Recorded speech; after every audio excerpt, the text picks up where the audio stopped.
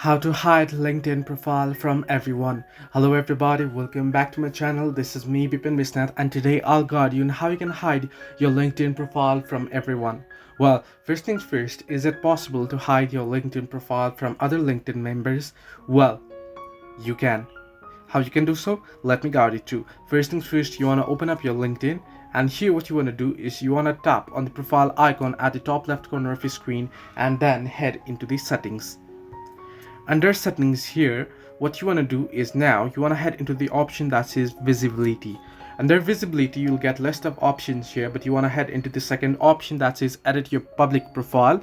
Under it, you'll see edit visibility, and you can see your profile's public visibility, so you can choose what is shown in your profile, or you can simply turn this off and your visibility will be turned off. So this way you can hide LinkedIn profile from everyone. Hope this helped you. Do like and subscribe, and do not forget to leave a comment down below if you have any further issues.